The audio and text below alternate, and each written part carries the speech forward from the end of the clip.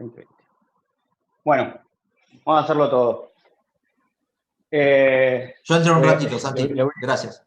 Dale, tranqui. Bueno, como saben, no sé, todos rindieron, ¿no? Los que están acá o alguno no vino. Bueno, si alguno no vino, pueden bajarse todavía está subido ahí el enunciado. Eran 2 ejercicios, uno larguito para hacer en las 3 horas y el otro es el de mandado que tenían que entregar ayer. El primero es este que dice voy a Marte de verdad. Dice, la CONAE encarga a la Facultad de Ingeniería de la UNLP el diseño de una misión argentina al planeta Marte. Su tarea como integrante del grupo de telecomunicaciones será el cálculo y diseño de parte del sistema que mantenga la comunicación entre las estaciones de Tierra y la nave Martear 1, que orbitará el planeta rojo. O sea, la situación que tenemos es el transmisor está en esa nave que orbita a Marte y transmite información hacia la Tierra. Obviamente, como son comunicaciones entre los planetas, la distancia es muy grande y la potencia recibida va a ser muy, muy, muy baja. Lo que nos da como dato por empezar es, ahora, bueno, lo leo y después me voy ahí tengo el problema de que tengo la computadora separada de la hoja. La distancia Tierra-Marte varía entre 59 y 102 millones de kilómetros. Nos dice que la ITU aprobó el uso de la banda X con una frecuencia portadora de 8,4 GHz y un ancho de banda de señal de 300 kHz. Ese es el ancho de banda que le asignan a esta transmisión. El sistema de modulación va a ser FM con una desviación máxima delta F igual a 100 kHz. Fíjense que acá no nos están dando la constante de modulación KF, sino directamente la desviación máxima de frecuencia. O sea que no nos preocupamos cuál es la amplitud del mensaje. Eso, va por ese lado. El frontend de RF, que eso lo vamos a ver bien, cómo son las partes del frontend, en la segunda parte de la práctica 3, pero acá lo único que tenían que tener presente es que tiene una parte que amplifica, filtra y traslada la señal en frecuencia. De la misma forma que cuando hacemos el sintetizador de frecuencia, cuando decimos que trasladamos las frecuencias, que multiplicamos por una sinusoide de un oscilador local y después filtramos. Dependiendo de cuál es el valor de esa sinusoide, es donde nos queda parada la frecuencia resultante. De la misma forma que cuando hacemos la demodulación coherente, que si le usamos exactamente la misma frecuencia que la de entrada, queda en banda base. Bueno, si usamos otra, queda en la resta o en la suma. Y cuando filtramos, elegimos dónde queda.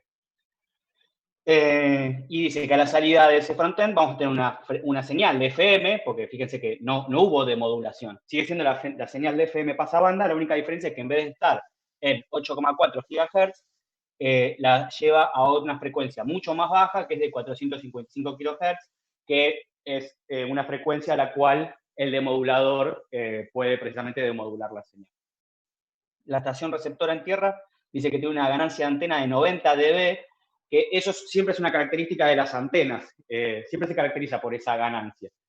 Y también lo que nos da es la temperatura de antena. Esa temperatura de antena es lo que estamos dando, es el ruido térmico de la propia antena y también el ruido producido por todo lo que no es información que está capturando la antena, que es precisamente la radiación electromagnética del espacio en este sentido. Por eso también es tan baja. Después lo que nos dice es considere condiciones de adaptación en todos los puntos del sistema. Así que no nos tenemos que preocupar por temas de desadaptación, están todos los bloques adaptados. Bueno, lo primero que nos pide es calcular el rango de valores que podrá tomar la pérdida de potencia de señal debido a la propagación por el espacio libre según la distancia entre Tierra y Marte. Y además, si la potencia transmitida efectiva desde Martear es de 50 watts, calcula el rango de potencia para la señal recibida. Entonces, la situación que tenemos es la siguiente. Ahora sí vuelvo por acá. Entonces, hacemos un diagramita, tenemos Marte. Si llego a mover la hoja y que se va el encuadre, me avisan, porque no estoy viendo la filmación. Acá tenemos Marte. Y tenemos la nave que orbita Marte, que si, por ejemplo, acá está la Tierra, donde está el receptor en Tierra, bueno, la nave va a estar por momentos en una distancia mínima, que va a ser acá, y por momentos va a estar en una distancia máxima, que va a ser acá. Y esos son los dos datos que nos da. Entonces, la distancia mínima que nos da es 59 millones de kilómetros, o sea que 59 por 10 a la 6 kilómetros. Y la distancia máxima es 102 millones de kilómetros. 102 por 10 a la 6 kilómetros.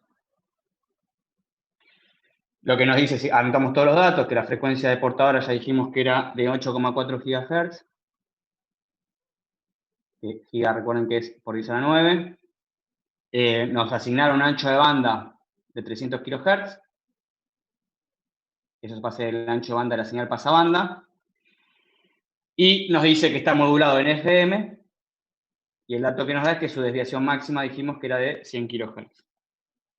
El frontend, entonces, desplaza esta frecuencia de portadora a una frecuencia más baja que le llamamos FP-in, que es entrada al modulador, al demodulador, perdón, y esta es de 455 kHz. Y además nos dice que la antena es de 90 dB. Anotamos todos los datos. Lo que tenemos que tener presente es precisamente esto, ¿qué significan las pérdidas de transmisión en espacio libre? Lo que tienen que pensar es lo siguiente, es que si el modelo es como que la antena transmisora de la nave irradia esféricamente. Piénsenlo como que si fuera un punto que irradia la potencia de forma esférica. Entonces, si la antena receptora lo que captura es un área de esa superficie de la esfera, mientras más lejos está, la densidad de potencia es cada vez menor, entonces la potencia que se integra en ese área es cada vez más chica. Y de hecho, va bajando con R cuadrado. Eso es la pérdida de transmisión de espacio libre. Y que igual ese concepto, digamos, no necesitan para resolverlo, lo único que necesitan es la fórmula que es la que le damos, ¿no? Que la pérdida de transmisión en espacio libre es 4pi por la frecuencia de la señal que se está transmitiendo, que en este caso es la frecuencia de portadora de 8,4 GHz, 4pi por FP, por precisamente la distancia sobre la velocidad de la luz. Y esto al cuadrado. Por eso decimos que la potencia va cayendo con la distancia al cuadrado, porque las pérdidas es cada vez más grande con la distancia al cuadrado. Y claramente, las pérdidas por transmisión de espacio libre van a ser menores en el caso en el que la distancia sea mínima en relación a cuando la distancia es máxima, o sea, cuando está más alejado. Entonces vamos a tener pérdida de transmisión de espacio libre mínima y máxima. Si quieren ya también hacemos un diagrama de lo que es el receptor. Si nosotros ahí en tierra, entonces, esto es Marte, esto es tierra. En tierra nosotros tenemos nuestra antena, que dijimos que tiene una ganancia de antena de 90 dB y una temperatura de antena de 33 Kelvin. Eso lo representamos también con su resistencia de salida de la antena RA. Y esto va directamente a lo que es el frontend. El frontend ahí lo estamos representando únicamente como un filtro de bajo ruido, que es el LNA, y después otro filtro G1 con una transferencia H1. Acá lo que faltaría sería el bloque, pero como todavía no lo vimos y no tienen que hacer ninguna cuenta con eso, no lo agregamos, pero falta el bloque que hace precisamente la conversión de frecuencia a 455 kHz. Acá habría un oscilador multiplicando, por un multiplicador cuya entrada es un oscilador local que hace que cuando yo multiplico a una sinusoide con esta portadora, me termina dando una sinusoide con esta que está acá. Eso lo vamos a ver bien después. Y esto ya directamente va al demodulador, ¿no? Entonces acá a la entrada del demodulador lo que tengo es una señal de FM, igual a la que tengo acá, amplificada por estos dos filtros que tengo acá, o el amplificador bajo ruido y el filtro G1, y con una frecuencia de portadora de 455 kHz. Y eso entra el demodulador y se demodulará como sabemos que se demodula FM. Entonces, en ERA lo que nos dicen es calcular cuál es la potencia recibida, ¿no? Entonces, lo que nos están dando como dato es que desde la nave se transmite con 50 watts. Si eso lo pasamos, nosotros hacemos, tenga presente, porque me parecía que estaban un poco confundidos con el tema de las unidades. Si a mí me dan algo en watt y yo le aplico 10 logaritmos en base a eso, lo que me va a dar es en dB watt, ¿no? Porque en realidad esas son todas unidades relativas y lo que estamos considerando es que estamos haciendo 10 logaritmos de 50 watts sobre un watt. Entonces eso me va a dar, si yo hago eso, me da 16,99 dB watt. Cualquier cosa, si tienen alguna duda, me paran, ¿eh? Yo voy ahí medio rápido porque, como es medio largo, para que no se haga tan extenso. Pero si no entienden algo, me paran. Y si yo lo quiero expresar en dBm, lo que tengo que hacer es 10 logaritmos de 50 watts dividido 1 miliwatt. Eso lo que hace es que siempre una magnitud en dB watt esté 30 arriba si la represento en dBm. Entonces, esto mismo en dB watt va a ser 46,99 46,99 o 47 si quieren, dBm. Y que en estas aplicaciones donde la potencia es muy baja, es conveniente trabajar en dBm, porque si no vamos a terminar usando valores muy negativos, digamos, valores muy grandes en negativos. Entonces, para más cómodo, en general se utiliza la unidad de dBm para los valores de potencia.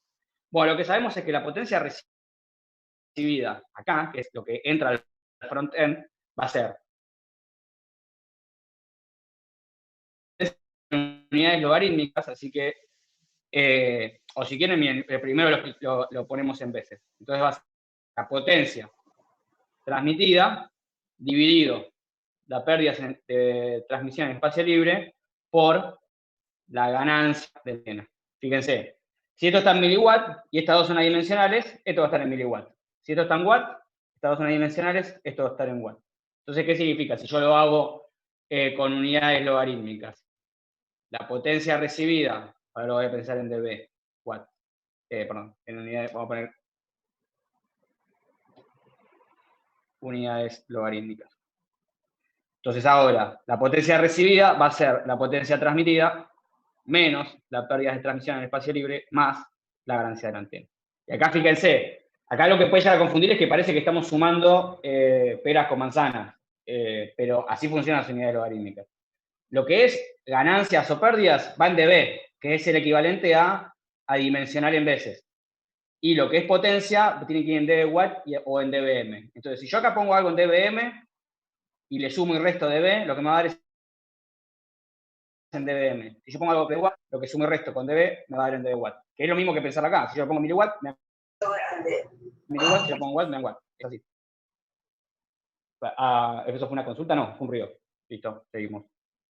Entonces, si hacen esto, fíjense que precisamente las pérdidas de transmisión en espacio libre, como hay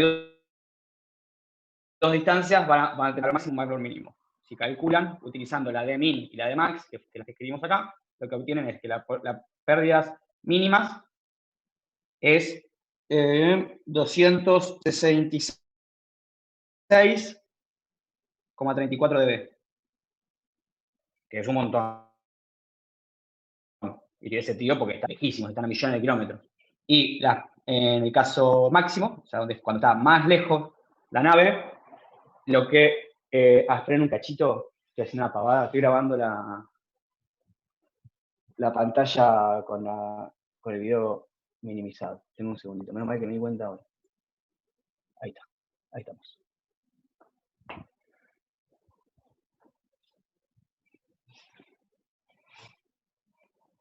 Entonces, retomo. Entonces, en la pérdida de transmisión espacio libre, en el caso en el que son máximas, el valor es a 271,10 dB. Entonces, ahora, metiendo esto en esta expresión que pusimos acá, fíjense que también vamos a tener una potencia recibida máxima y una mínima. Bueno, la máxima va a ser cuando las pérdidas sean mínimas y la mínima va a ser cuando las pérdidas sean máximas. Si hacen esa cuenta, les queda que la potencia recibida mínima es de menos 134,11 dBm. Fíjense que para hacer este cálculo lo que hice fue poner acá 46,99 dBm. Si hubiese puesto 16,99 de watts, esto me daba 30 dB, o sea, en real, un número 30 veces menor, pero en unidades de dB. Y per máximo va a ser menos 129,35 dB. Y lo bueno es que ustedes pueden ir revisando las cuentas que hicieron ustedes, a ver si van bien. Ustedes tienen el examen ahí ustedes con ustedes. Bueno, eso es lo que le pide en el A. Ahora, en el B, lo que me dice es, si me estoy salteando algo del enunciado, me avisan, porque como no estoy viendo el enunciado, estoy directamente viendo la resolución, no voy, porque si no voy yendo y viniendo para la compu y va a ser medio. Entonces, en el B, lo que me dicen es, la potencia a la entrada del demodulador, dice acá, siempre tiene que ser 0 dBm. Entonces eso, la idea es que eso sería la sensibilidad del demodulador, tiene que ser por lo menos 0 dBm, que es tener 1 miliwatt a la entrada. Entonces, como nosotros recibida variante, que sabemos que va a ir entre este valor y este valor, bueno, lo que tenemos es un amplificador de bajo ruido que puede tomar distintos valores. Entonces, en el caso, perdón, y el dato que me dan es que la ganancia de este filtro también es bastante alta y es de 100 dB. P1 igual a 100 dB.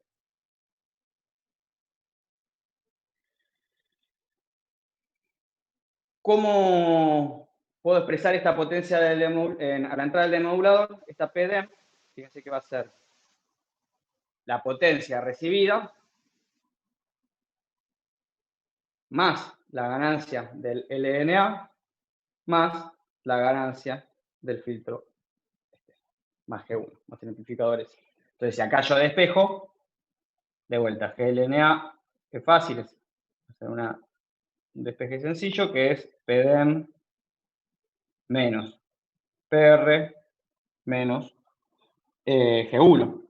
Y nuevamente, cuando la potencia recibida sea mínima, yo voy a tener que usar una ganancia máxima. O sea, esto va a tener que ganar mucho para compensar esas pérdidas. Y cuando esta potencia recibida sea la máxima, me va a dar un valor mínimo. Si calculan esos dos valores, les queda que GLNA mínimo daba 29,35 dB y GLNA máximo daba 34,11 dB. Bueno, hasta acá, salvo por el tema unidades, creo que no hay mucha complicación. ¿Me siguen? ¿Hasta ahí? ¿Sigo con ese? Sí, sí. Sí, bueno, ¿no? Ya veo que me quedé. Sí, sí, listo. Perfecto. Lo que sí también les pido, como no estoy viendo la pantalla, que me avisen cuando esté por cortar la reunión. Y de vuelta entramos. Bueno, lo otro que me dicen ahora entonces es, fíjense que me están dando dos restricciones. Por un lado es cuál es la potencia de señal mínima que tengo que tener acá, y además me están diciendo que tengo que tener una reacción señal ruido mínima acá. Una SNR mínima.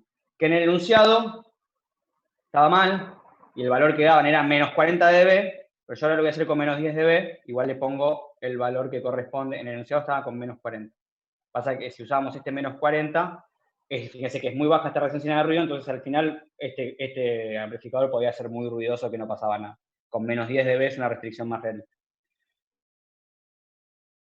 Voy a hacer la cuenta con menos, porque se resultó con menos 40, pero es que hicieron con menos 40. De cualquier forma, obviamente se los consideramos bien al que lo hizo con menos 40, si está bien hecho, ¿no? Entonces, en el C, me dicen, tenés que tener a la entrada del demodulador, CNRDEM, tiene que ser mayor o igual a menos 10 dB, que en veces es 0,1, ¿no? Y lo que además me caracteriza este filtro 1 con una figura de ruido F1 que es 3 dB, que para hacer la cuenta rápida vamos a decir que esto es aproximadamente igual a 2 en veces, 1,99. Y ahora ¿qué tenemos que hacer? Tenemos que usar freeze. Entonces lo que vamos a hacer es decir, considero que estos dos bloques no meten ruido, pero que la resistencia de antena, en vez de estar a TA, va a estar a TA más TF, que es una temperatura equivalente. Entonces, si yo considero eso, la relación señal de ruido a la entrada del demodulador va a ser la misma que la relación señal de ruido a la entrada del LNA. Entonces, directamente, teniendo eso en cuenta, puedo calcular la relación señal de ruido acá y de ahí despejar la temperatura equivalente y la temperatura del LNA. Entonces, la cuenta que hay que hacer ahí es decir, bueno, ¿cuál es la potencia de ruido que tengo a la entrada? SNR, la relación señal de ruido que tengo a la entrada va a ser entonces la potencia recibida sobre el ruido que tengo a la entrada. El ruido que tengo a la entrada lo puedo calcular, fíjense que como está adaptado, puedo escribirlo como directamente la potencia disponible. Entonces eso es K por TA, que es la temperatura de la antena, o sea, ahí sería el ruido verdadero que tenemos en este punto. Pero con nuestro modelo equivalente de ruido, de temperatura equivalente de ruido, acá le ponemos TA más Tx, o la temperatura del sistema, decís, porque como tiene, pero ahí es como T. Tiene que estar multiplicado por el ancho de banda. Como sabemos que nuestro ancho de banda de interés es 300 kHz, vamos a considerar, bueno, cuál es el ruido que tengo en esos 300 kHz. ¿Cómo calculo la temperatura equivalente? Bueno, ahí sí uso freeze. La temperatura equivalente va a ser la temperatura del LNA más la temperatura de este bloque, este 1, dividido la ganancia del LNA. ¿Cómo calculo T1? Bueno, uso la figura de ruido. T1, sé que es F1 menos 1 por T0. Y como F1 dijimos que es 2, 2 menos 1, 1, así que T1 es aproximadamente igual a T0. 290. 290 Kelvin. La ganancia la tengo, K lo tengo, TA lo tengo, ancho de banda lo tengo, PR lo tengo, lo único que tengo que despejar es TLNA. Fíjense que acá voy a tener un caso en el cual, fíjense, si quieren lo escribimos así, la S, pongo toda la fórmula, ¿no? La SNRI entonces va a ser la PR sobre NI, y NI dijimos que es K por TA más TLNA, que es lo que quiero despejar, más T1 sobre GLNA. Y esto por el ancho de banda. Acá hay que ver cuál es el peor caso. ¿Por qué? Porque nosotros tenemos dos valores para la potencia recibida y dos valores para la ganancia. Pero si lo pensamos bien, digamos, están relacionados estos dos valores, porque cuando la potencia recibida es mínima, se supone que el amplificador tiene que tener su ganancia máxima, y al revés, cuando esto es máximo, esto tiene que tener mínimo. El peor caso se daría, entonces, con PR mínimo y esto máximo. Pero si queremos ser aún más pesimistas, como que, bueno, el sistema este de control automático de ganancia no está funcionando bien, el peor caso de todos sería en el cual tengo acá la potencia recibida mínima y acá la ganancia mínima. Así que para estar seguro, podemos directamente considerar el peor caso, donde tenemos la mínima potencia de ruido, la mínima potencia recibida, perdón, y la máxima potencia de ruido, que sería poniendo la ganancia mínima. Eso igual es a criterio, digámoslo, en teoría debería funcionar con que acá tiene que ir la máxima cuando acá tenés la mínima. Pero en este caso, como para ser bien pesimistas, consideramos potencia recibida mínima y potencia de ruido máxima, que es precisamente con la ganancia de LNA mínima. Entonces, siguiendo con eso, creo que me estoy quedando sin espacio, así que directamente voy acá. Y despejamos TA de esta expresión. Entonces, despejando es porque recuerden que esta SNRI tiene que ser mayor o igual a 0,1, que es los menos 10 dB. Haciendo eso, despejamos TLNA, que va a ser entonces menor o igual a la potencia recibida mínimo, porque estamos tomando el peor caso, dividido 0,1, que es el valor límite de la SNR, por K, que es la constante de Boltzmann, 1,38 por vez, y este es el ancho de banda de 300 kHz. Menos TA, que son los 33 Kelvin, menos T1 sobre GLNA, y como estamos siendo muy pesimistas, ponemos que es el valor mínimo. Fíjense que de cualquier forma, este término no está aportando prácticamente nada, porque está siendo dividido por la ganancia del LNA, que es bastante grande. Así que si ponen la mínima o la máxima, el valor lo da prácticamente igual. Si hacen eso, este valor límite les daba 50,93 K. Si lo hacían con menos 40, 23.121 Kelvin, que es una locura, y que obviamente un LNA no va a tener ese valor porque precisamente es de bajo ruido. Y después, con la figura de ruido del LNA, la cuenta que había que hacer es usar la definición de figura de ruido, y es 1 más TLNA sobre T0, que en veces esto les daba que tenían que ser menor o igual, entonces, que 0,7 dB.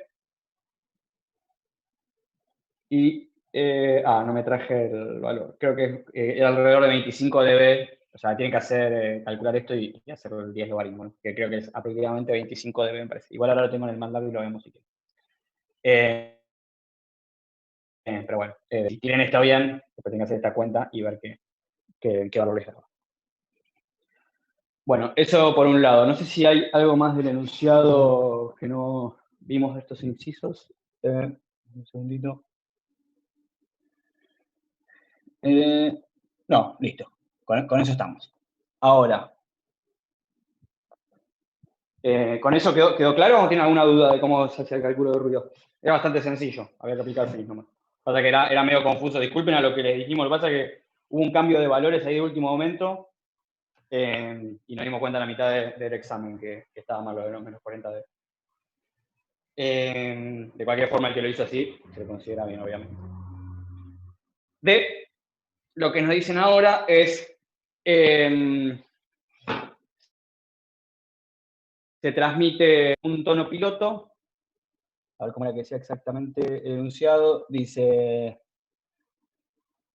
para indicar que se encuentra operativa con los paneles solares desplegados y en órbita de Marte, la nave Marte 1 envía a Tierra un tono MDT, que es una señal sinusoidal de frecuencia 10 kHz durante cierto tiempo.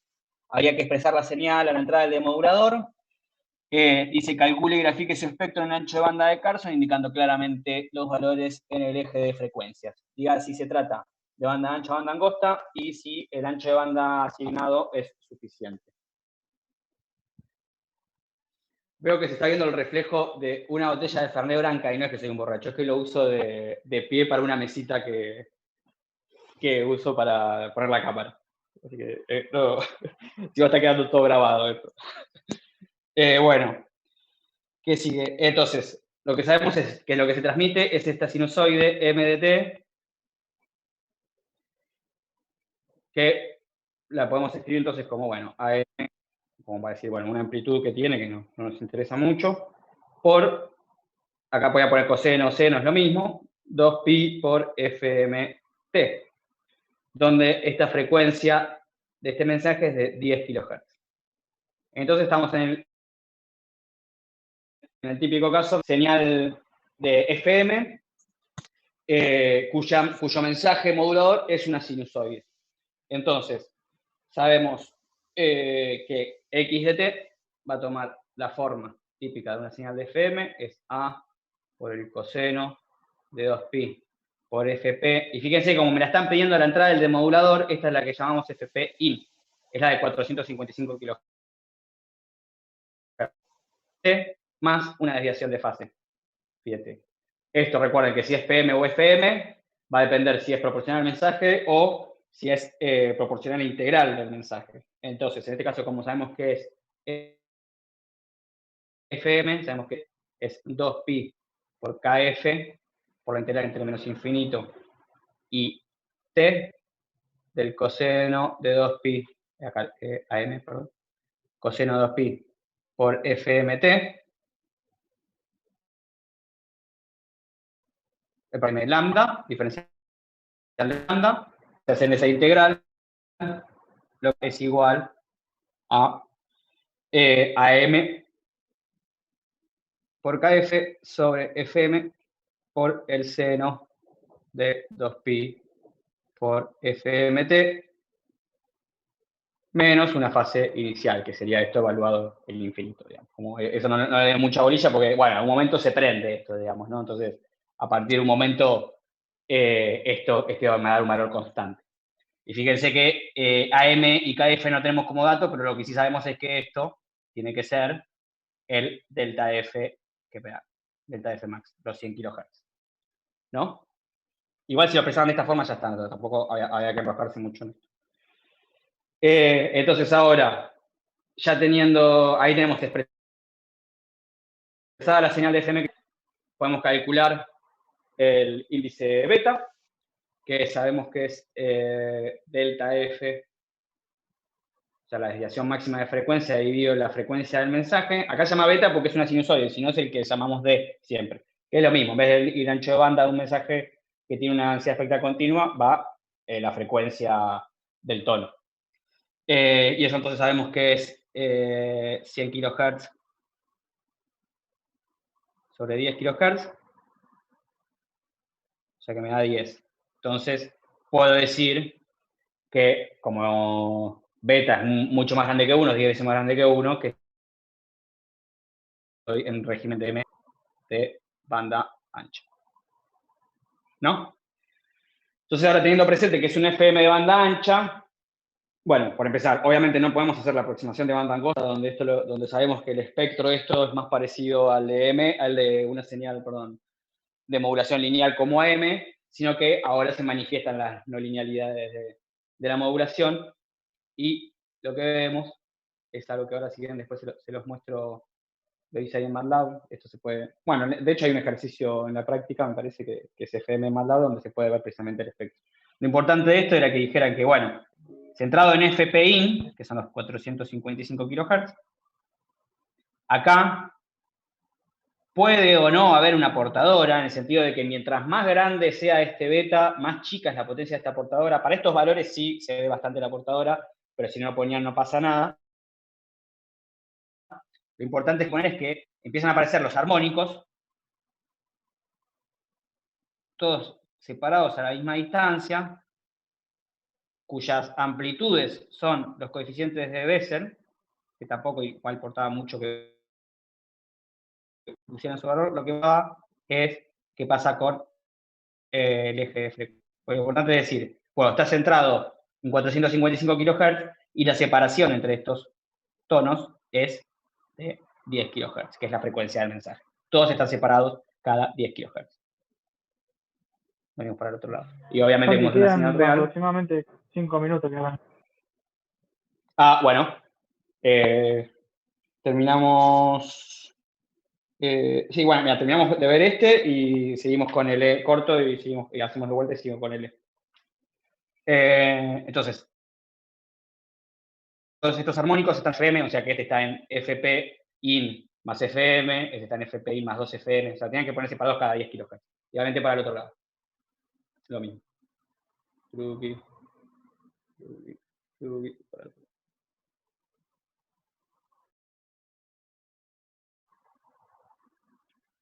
O sea, lo más importante era que aclararan que como es de banda ancha, no es que aparecen las dos deltas como si fuera una M, sino que aparecen los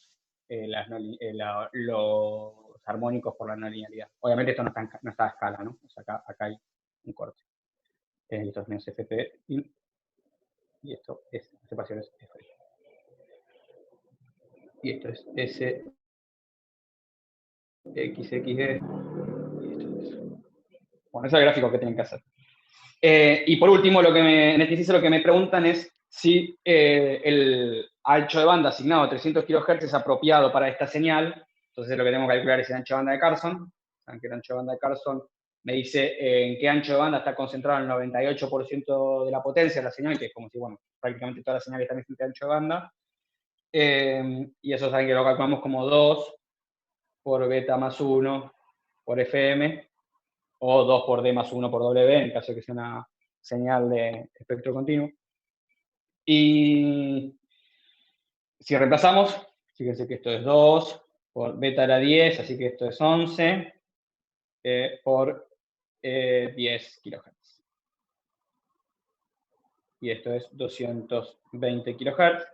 Que fíjense acá es cuando aparece lo que decimos, bueno, si es de banda ancha, directamente podemos decir que es 2 veces la desviación de frecuencia. Esa aproximación nos iba a dar 200 kHz en vez de 220. Y que, como vemos, es menor que el ancho de banda asignado, que era de 300 kHz. Así que está todo bien para transmitir esta señal en el ancho de banda asignado. Cortamos y vuelvan, así seguimos con lo que sigue. ¿Te parece? No, si no se me cortan en el medio. Dale. Bueno, hasta ahí llegaba eso de lo del tono piloto este que indica que está todo bien. Y después, ¿qué me dice? el enunciado continuaba con... me dice, para realizar pruebas con el receptor en el laboratorio se le encomienda realizar un generador de la señal modulada, utilizando un modulador IQ. Realiza un diagrama del generador y exprese a las señales IDT y QDT. Y nos dice ahí, bueno, ayúdense con la identidad trigonométrica que les pone arriba. Entonces, acá lo que tenemos que tener presente entonces es que sabemos que al ser una señal de FM, bueno, precisamente tiene esta forma que está acá, ¿no? Esta que escribimos acá arriba, donde phi de t tiene esta expresión que vemos acá. Entonces, usando el coseno de la suma, podemos decir que x de t es igual a A por el coseno de 2pi por kf, integral de menos infinito a t. Directamente voy a poner, perdón, le pongo phi de t, pero ya saben lo que es phi de t, de arriba. Si no tanto. Coseno de phi de t por el coseno de 2pi por fpt menos por el seno de phi de t por el seno de 2pi por fpt. Entonces, fíjense, ahí ya, una vez que lo expresan de esa forma, ya tienen la representación en fase y cuadratura. Porque lo que siempre, si revisaban la teoría, lo que llamamos que es la componente en fase es lo que multiplica el coseno. O sea, nosotros lo que consideramos en fase tiene la misma fase que un coseno de la frecuencia de portadora y con la correspondiente fase inicial. Acá en este caso, fase inicial consideramos 0. Pero todo lo que esté multiplicando a coseno de pi por fpt es lo que consideramos que es la componente en fase. Entonces, esto que está acá es I de t, la componente en fase. Y lo que está multiplicando a la componente en cuadratura es entonces, lo que multiplica al seno es lo que corresponde a la componente en cuadratura. Entonces, en ese caso, esto va a ser la componente en cuadratura. Y después la modulación, o sea, el diagrama de bloques directamente es escribir cómo se genera esto. Fíjense que en este caso nosotros tenemos como entrada I de t y Q de t, que ya dijimos que son. Eso va a los multiplicadores. Siempre un modulador IQ, que en este caso tiene dos ramas, una en fase y otra en cuadratura. O sea, es como que se genera una modulación del tipo doble banda lateral, una en fase y otra en cuadratura. Lo que tiene es que la sinusoide que multiplica los dos tiene que salir de la misma referencia, como para realmente estar seguro que estamos generando una componente en fase y en cuadratura. Si hay una diferencia de fase entre estas que están acá, no van a estar una en fase y otra en cuadratura. ¿Para qué es esto? Porque una señal pasabanda que tiene esta forma, cuando se demodula, si yo multiplico por un coseno y pongo un filtro pasabajo, me quedo únicamente con lo que está acá. Con el mismo argumento, estamos hablando incoherente, y pongo un filtro pasabajo, me quedo con en cuadratura.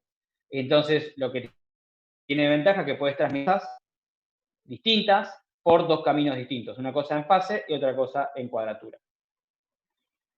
Y en este caso, bueno, ¿cómo hacemos? ¿Cómo continúa esto? Tenemos el oscilador local que nos va a dar la referencia en fase. Es obviamente, como el oscilador va en fase, eso va a multiplicar directamente a la componente en fase, y acá tenemos que hacer un desfasaje de pi sobre 2 para que ese coseno se desfase de forma que quede en cuadratura, o sea que acá la salida vamos a tener un seno, y eso multiplica a Q.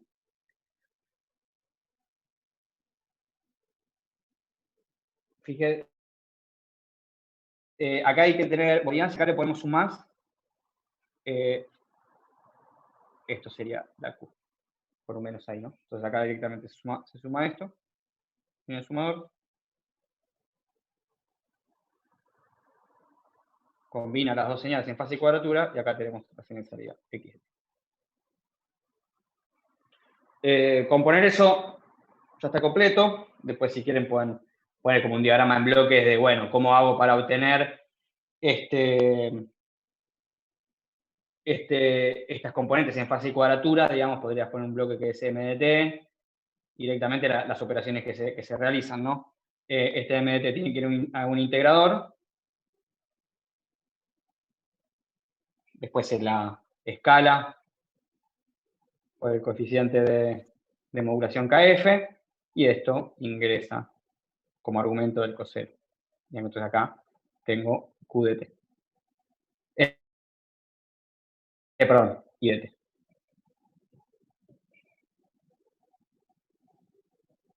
Y si acá hubiésemos puesto un seno, creo que sale QDT. No pretendíamos que fueran muy en detalle con cómo es precisamente que se obtiene I y Q a partir del mensaje. Más que nada lo que nos interesaba era esto que está acá.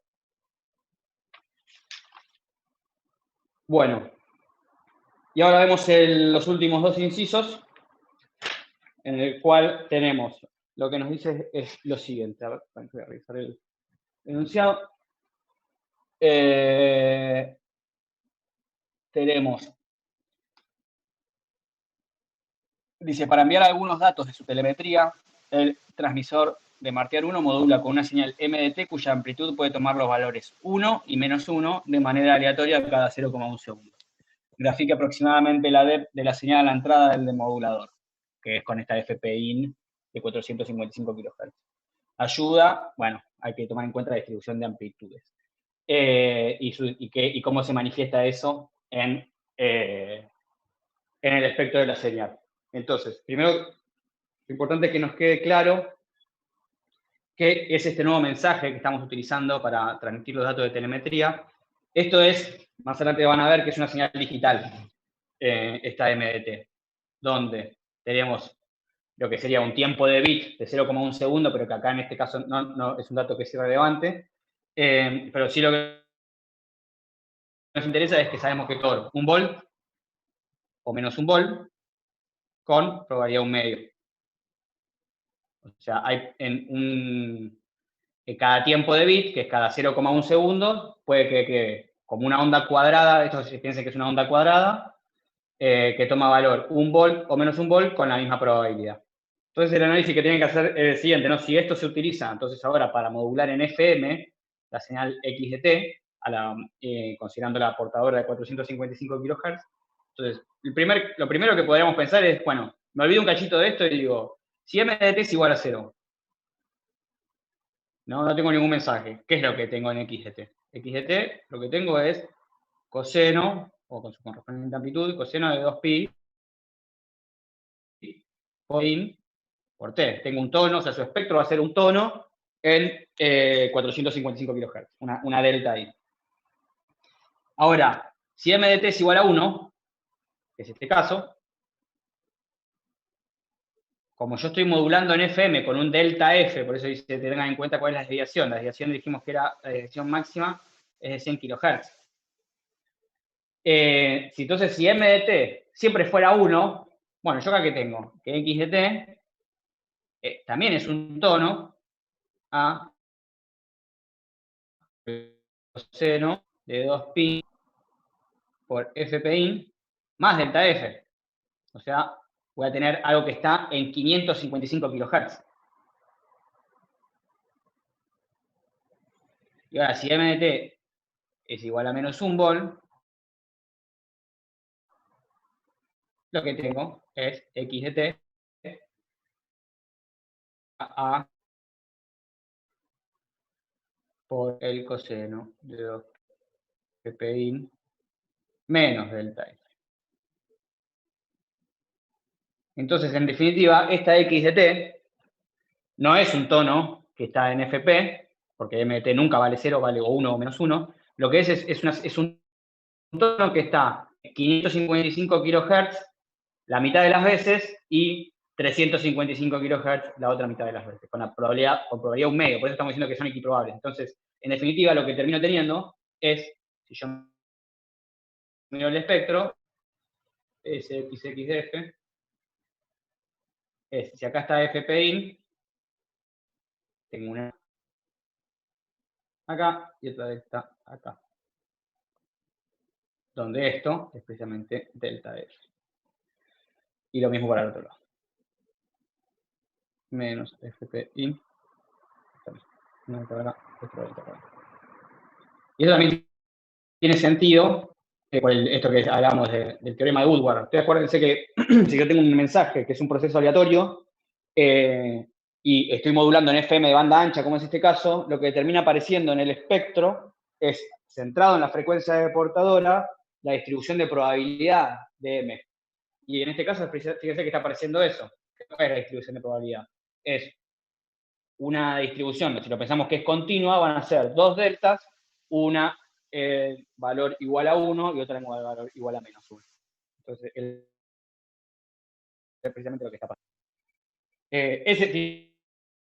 Fíjense que la idea no era que hicieran cuenta, sino que razonaran cuál era el efecto de poner un mensaje de este tipo como moduladora de una señal de FM.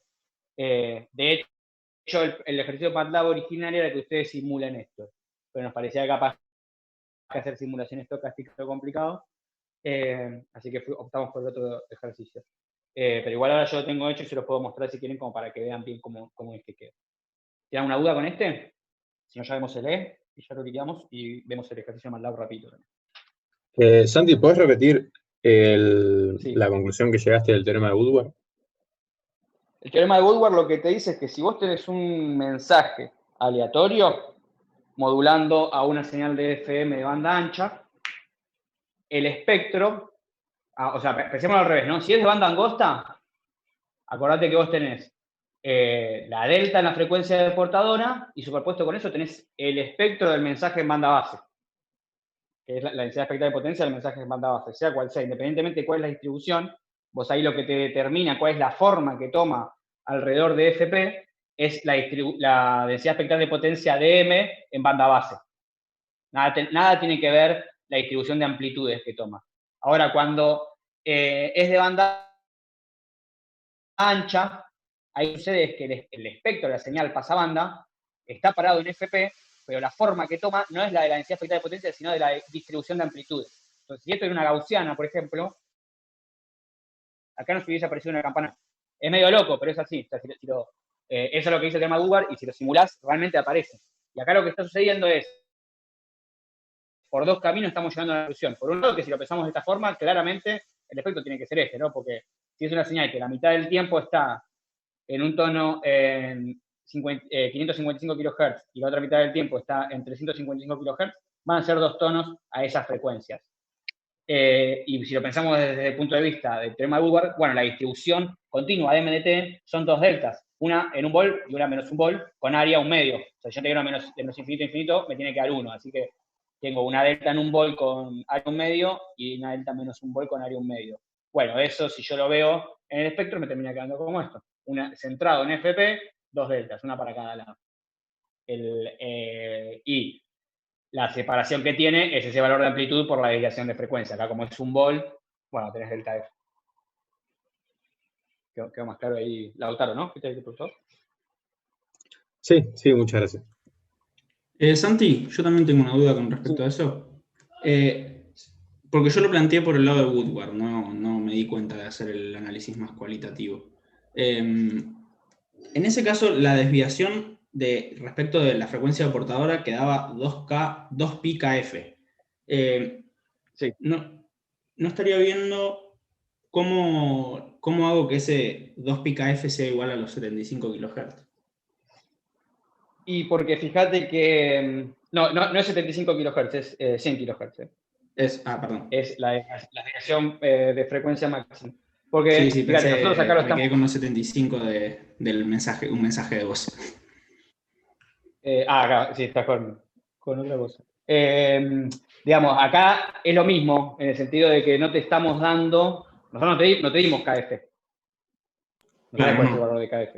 Sí. Pero vos lo que sabes es que si el mensaje que vos estás modulando está normalizado, en el sentido de que la amplitud máxima es 1.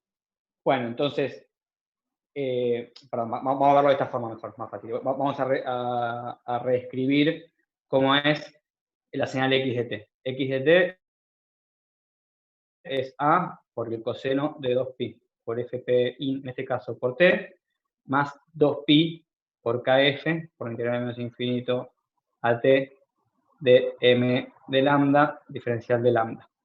Vos sabés que esta es phi de t,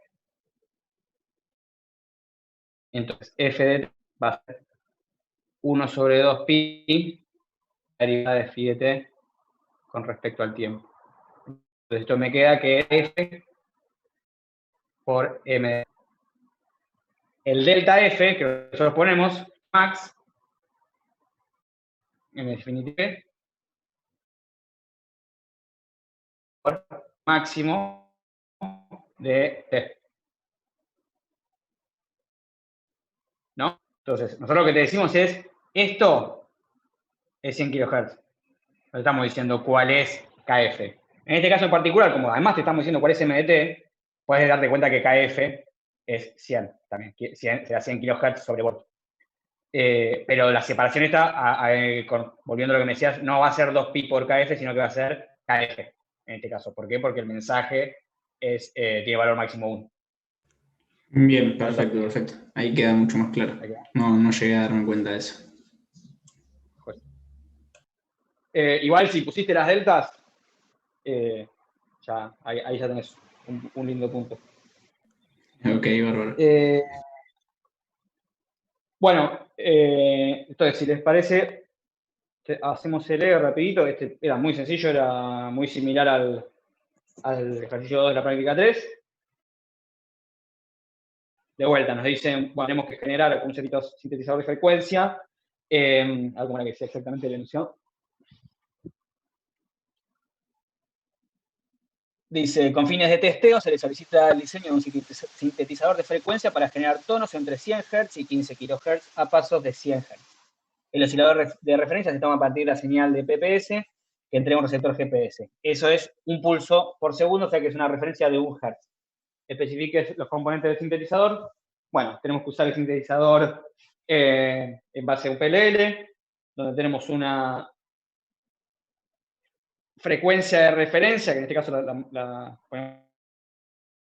modelamos como un oscilador, sabemos que la estamos obteniendo de la señal PPS-GPS, y esa la llamamos F sub R igual a 1 Hz. Es un pulso por segundo.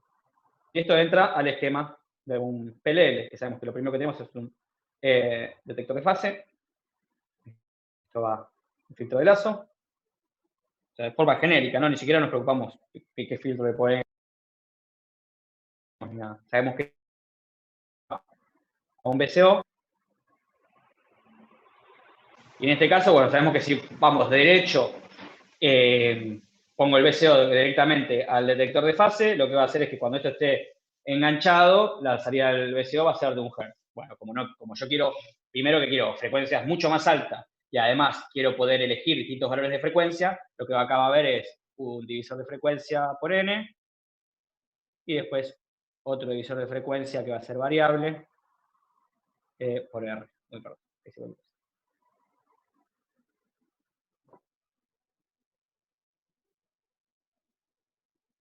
es el mismo esquema. Y esto va acá. Entonces, de esa forma, lo que sabemos es que cuando esto está enganchado, la frecuencia obviamente de salida que a mí me interesa es esta que está acá, F0.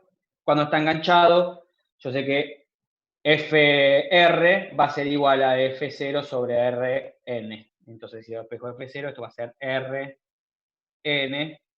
por la frecuencia de referencia. Entonces, acá hay que elegir, por un lado, n, para obtener, yo lo que quiero es que las desviaciones de frecuencia de la salida, perdón, las desviaciones no, los pasos sean de 100 Hz, me había dicho, ¿no? 100, ¿verdad? ¿Lo tienen ahí, chicos? Sí, 100 Hz.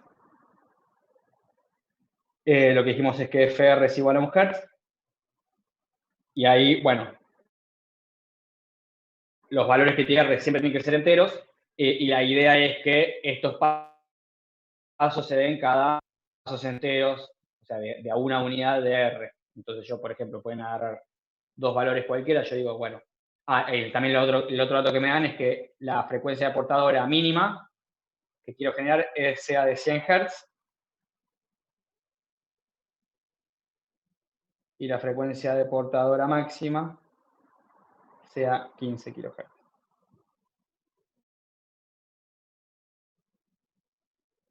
Entonces, si hacemos eso, bueno, primero que dicen es, bueno, yo miro con mi valor mínimo de R por N, por la frecuencia de referencia, tengo que generar 100. Bueno, si eso sería igual a 100 Hz. Bueno, R min más 1 por N por FR va a ser 200 Hz. O 100 Hz más delta F0. Bueno, si resto de estas dos, acá tenemos que N es igual a delta F0 sobre FR, y esto da 100. Y después, por otro lado, yo sé que, bueno, acá puedo despejar R min ahora, yo sé que R min va a ser F0 min, que es esos 100 Hz, sobre, es más, si quieren esto para que sea más claro cómo es la cuenta que estamos haciendo, está R min por N por FR, va a ser F0 min. Y esta es F0 min más delta F0. Entonces, por eso, si restamos estas dos, esta se cancela. El R min, el término con R min se cancela, eso me queda N por FR. Y si ahora yo despejo de acá, va a ser F0 min sobre N FR, y esto da 1, precisamente N por FR es 100, y R max es lo mismo, es F0 max sobre NFR, y esto da 150. Y listo. Con eso ya queda el diseño. Esto es prácticamente el mismo ejercicio que el 2 de la práctica. ¿Alguno tuvo alguna duda con esto o no? Bueno, y si les parece, vemos cómo era el demandado. Antes hacemos un par de cuentitas. Me quedé sin hoja. Espera un segundito, ¿no?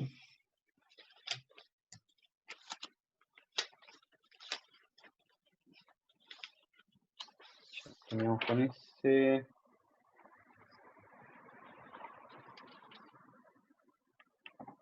¿Cómo venimos de tiempo? ¿Falta todavía, no? Sí.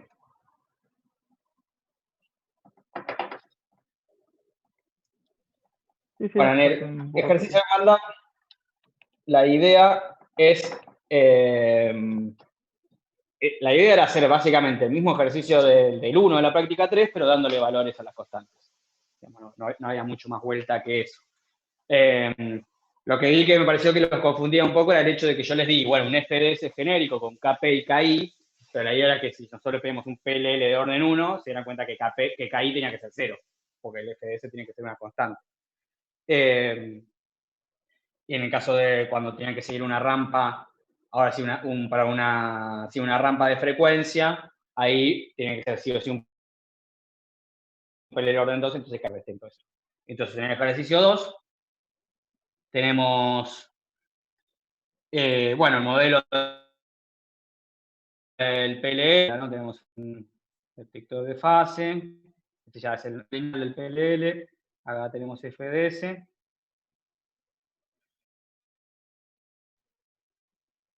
Acá tenemos el DCO. Voy a hacer la cuenta solo porque hay una pequeña diferencia con respecto a al ejercicio que está en la práctica, que es que en la práctica, en el caso del PLL de orden 1, acá le poníamos que esto era un cable, que era que KP era igual a 1. Pero en este caso lo que hicimos fue fijos antes de KB y KD, ustedes tienen que elegir cuál era el KP que ponían acá para precisamente lograr el error de estado estacionario que les pedíamos. Acá, bueno, de entrada, acá tenemos la salida del VCO, que es XODT, vamos a llamar.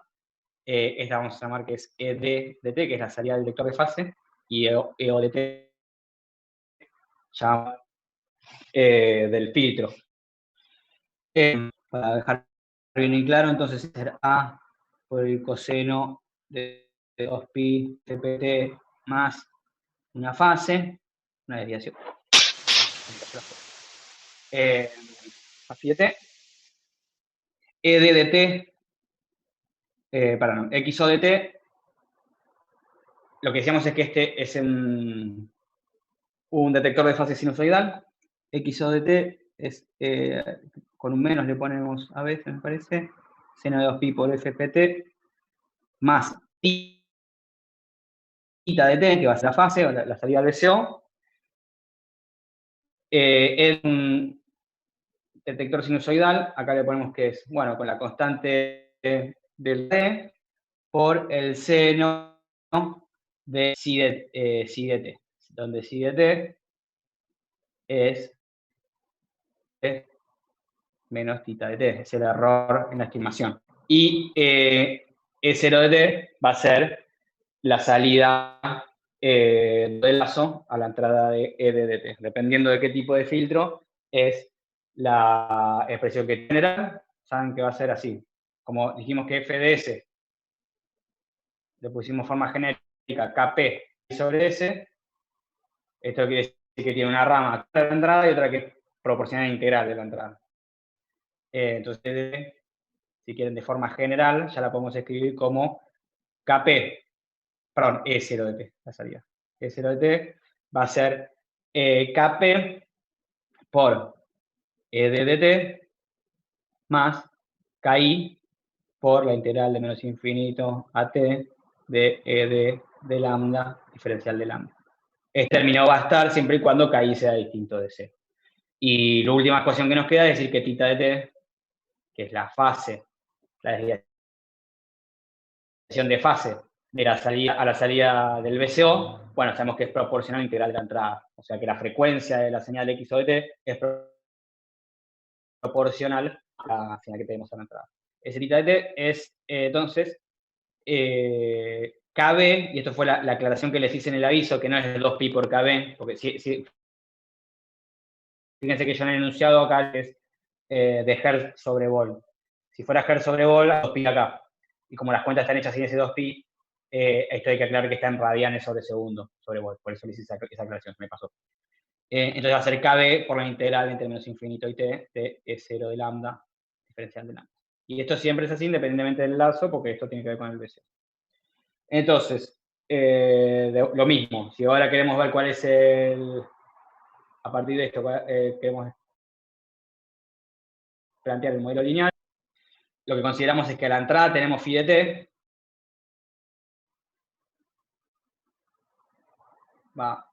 hacemos acá la ganancia, esto va, bueno, le ponemos la ganancia KD del vector. Acá la salimos, entonces ahora sí, psi de t, que es el error, y fíjense que acá ahora no hay algo que es proporcional al seno del error, sino directamente al error, porque precisamente estamos dentro del modelo lineal, que este modelo lineal tiene sentido cuando estamos cerca del enganche, ¿no? Cuando tita y phi están cerca. Acá tenemos el mismo filtro de lazo, la única diferencia es que en vez de tener a la entrada E de t, tenemos psi de t. Acá tenemos E0t, que es la misma de siempre, lo único que precisamente es la del modelo lineal. Y como consideramos que a la salida del 2 directamente tenemos la estimación de fase tita de t, acá va con un menos, para que se resten, como acá tenemos tita de t, bueno, entonces acá no hay un VCO, lo que está es un integrador. Ese integrador tiene en Laplace, tiene la forma, la transferencia KB sobre S. Este es el modelo lineal. ¿Por qué nos interesa el modelo lineal? Porque nos permite analizar al PLL como precisamente un sistema lineal y calcular su transferencia y todo lo que nos pide. De forma general, sabemos que en este caso la transferencia que a nosotros nos va a interesar, porque como vamos a querer calcular error de estado estacionario, es la transferencia entre el error y la fase de entrada. Entonces dejamos h de s, que es psi de s sobre phi de S, si hacen esa cuenta, van a ver que de forma general, o sea, si uso el f de S, me queda de orden 2, que tiene sentido porque por eso precisamente decimos que es de orden 2 el PLL, y esto me queda S cuadrado sobre S cuadrado más K0 KD KPS más K0 KD KI. Fíjense que si le ponemos que KI es igual a 0, se me cancela este término y puedo cancelar una S, y me da S sobre S más K0 KD KPI, y es un PLL de orden 1. Y a la pregunta de... Bueno, eso sí que lo vemos después. Pero bueno, esta es la transferencia general. En el A me dice, bueno, asume el 1 con esto. Bueno, entonces lo primero que tengo que decir, bueno, que ahí es igual a 0. Ya tengo uno de los dos valores de las constantes del filtro. Y lo que me dicen es, ¿cuáles los valores que tienen que tomar estas constantes del filtro para poder seguir hasta saltos de 2 Hz?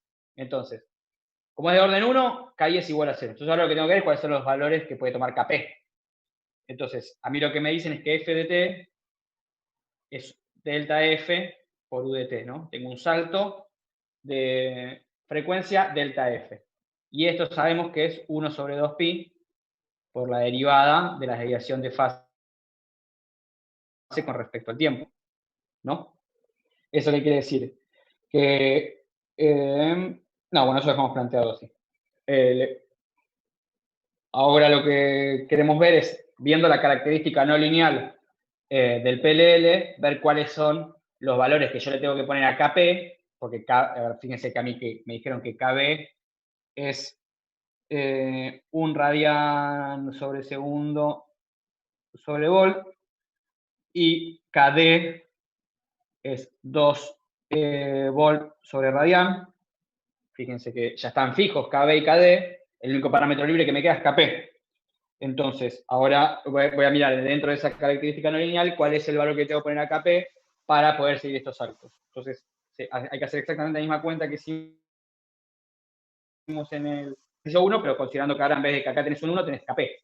Entonces, sabés que partís que de 7 es, perdón, phi de t menos θ de t. Entonces, esto va a ser phi de t menos KB de menos infinito y t de lambda diferencial de lambda, que es lo que escribimos acá. Entonces, si yo esto lo derivo una vez, me queda que la derivada de phi respecto al tiempo es la derivada, perdón, la derivada de 7 con respecto al tiempo va a ser la derivada de phi de t con respecto al tiempo, que va a ser 2pi por delta f, por dt si quieren. 2pi por delta f, por dt a partir de t mayor que 0, para esto. Y acá, si yo derivo esto, me va a quedar que es kb por esta e que está acá es la E0. Entonces, y fíjense que como E0, en este caso directamente Kp por Ed, porque no tengo el término integral, esto me queda Kb por Kp por Ed dt. Y Ed dt es Kd por el seno de Kd, perdón, por el seno de 7. Entonces acá estamos vuelta a la misma situación de ejercicio 1, donde tenemos, si vemos una característica no lineal, acá tengo psi de t, y acá tengo psi' de t. Bueno, acá tengo un salto que arranca en 2pi por delta f, y tiene una forma así, ¿no? Que es la sinusoide. ¿Cuál es este valor mínimo? Este es 2pi por delta f menos kb, kp, kd. Entonces, ¿cuándo va a haber enganche? Siempre y cuando este esté por debajo de 0. Entonces, ahí lo que ustedes dicen es, bueno, 2pi por delta f menos kb, kp, kd tiene que ser menor que 0. Entonces, acá despejan que kp tiene que ser siempre, para poder seguir saltos de delta f, tiene que ser mayor que 2pi por delta f sobre kb, kd. Si reemplazan con los valores que les dimos, con delta f 2 Hz, kb 1 y kd 2, esto les queda 2pi, si no me equivoco. Sí, 2pi. Entonces el valor mínimo que yo le puedo poner a Kp para seguir un salto de 2 Hz es 2pi, voy a estar justito en el límite y voy a tener el máximo error de estado estacionario. Ahora, bueno, necesito otra hoja. Avísenme lo del tiempo, chicos, si así no se nos corta encima. Ya me gasté todas las hojas en este año. Es lo que tenía acá en mi casa. Bueno, voy a escribir acá. Y en el B, ahora me dice, bueno, tenés este mismo escalón, delta F igual a 2 Hz. Pero ahora lo que quiero es el Kp dentro de estos valores, o sea que tiene que ser un valor mayor que 2pi, que me dé un error de estado estacionario de 0,5 radianes. Entonces eso, partimos entonces ahora de que la definición de error de estado estacionario, sabemos que es el límite de t tendiendo a infinito de phi de t, y sabemos que esto también lo podemos calcular como el límite de s tendiendo a 0 de s por phi de s. Entonces el asunto es hallar phi de s, lo hacemos a partir de la transferencia h e de s que la hemos escrito, que en este caso ahora, como es de orden 1, porque le pusimos que KI es igual a 0, sabemos que toma s sobre s más kd kp, porque pusimos que KI igual a 0, seguimos con el periodo de 1. Y lo importante es ver que, bueno, si hoy habíamos dicho, ¿no?, que si es en delta F por UDT, y esto es 1 sobre 2pi por la derivada de phi de t con respecto al tiempo, bueno, phi de t entonces va a ser la 2pi por delta F por t, por UDT también si quieres, a partir de 0. Entonces, si tenemos eso, 2pi por delta F por t por UDT, sabemos que esto se transforma en Laplace como phi de s igual a 2pi por delta F sobre s cuadrado.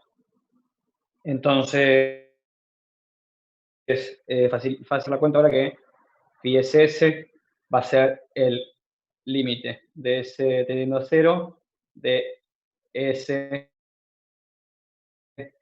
por phi por h de s. El cálculo les quedaba 2pi por delta de f por la de kp, que es lo mismo.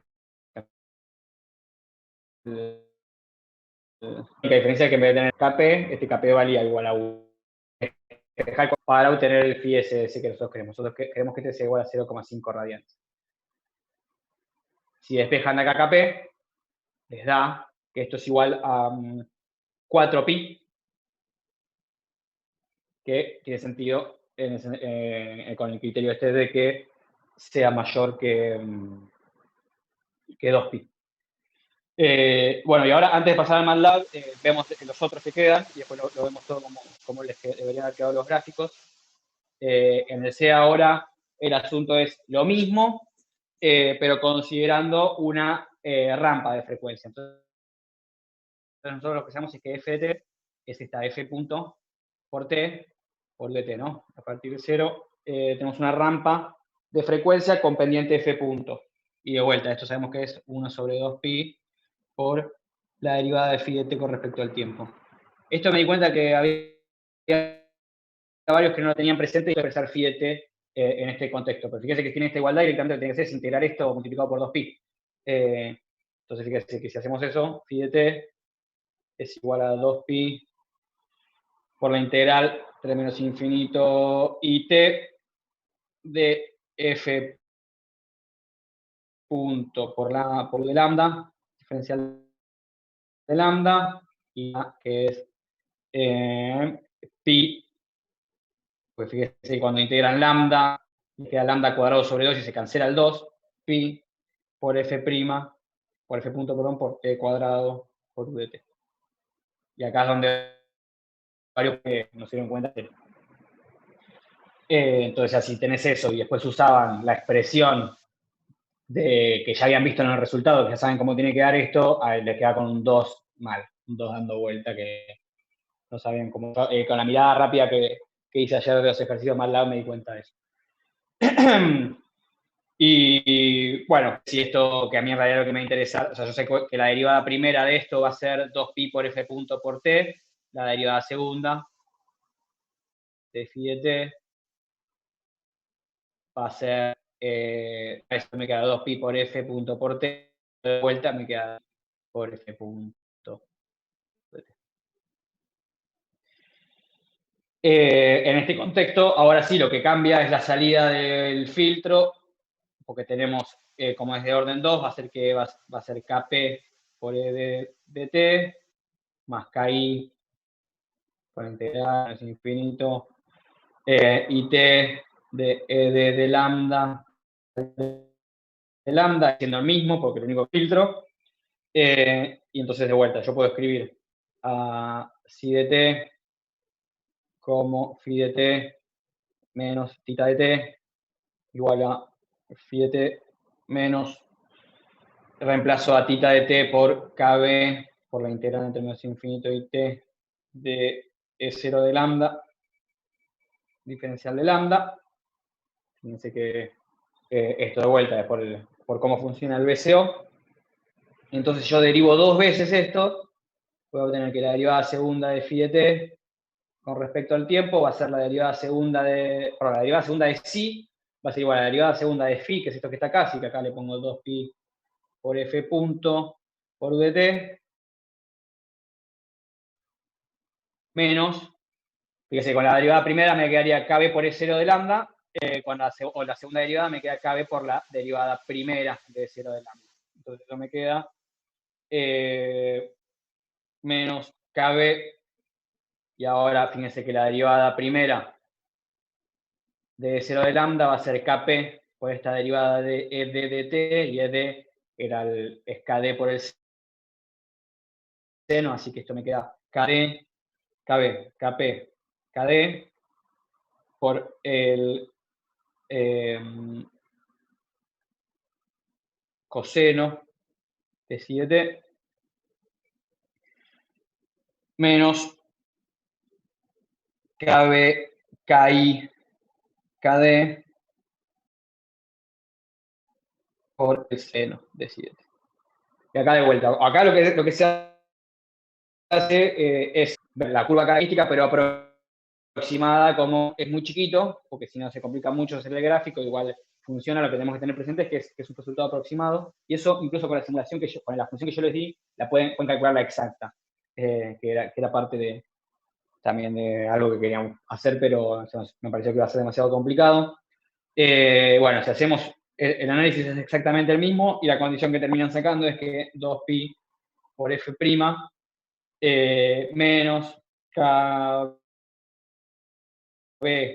ki, kd tiene que ser menor que 0. O sea que fíjense que en esta aproximación, lo único que me determina si puedo engancharme o no con esta rampa de pendiente de f' es ki. Y de acá despejamos que ki tiene que ser mayor que 2pi por f punto sobre kb, kd. Como todos estos datos lo pueden calcular, en este caso les da 50pi. Y en el D hacemos el mismo análisis, donde decimos que, bueno, como sabemos que phi de t es pi, lo hicimos acá, ¿no? Pi por f por t cuadrado por u de t. Sabemos que esto transforma, lo que tienen que tener presente acá es que la transformada de Laplace de t cuadrado es 2 sobre s cubo.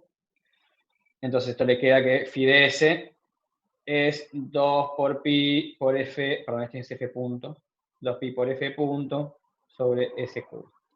Y cuando calculamos, ahora sí tenemos la transferencia de segundo orden, que es s cuadrado sobre s cuadrado más kb, kd, kp por s más kb, kd, ki, como ki es distinto de 0, Ahora nos queda el segundo orden. Lo que tenemos que hacer es, cuando calculamos el error de estado estacionario, igual de la misma forma, el límite de S tendiendo a 0, de S por phi de S por H de S, esto les quedaba 2pi por F punto sobre KB KD KI.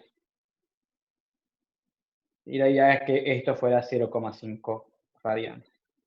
Bueno, si acá despeja KI, esto les da 100pi.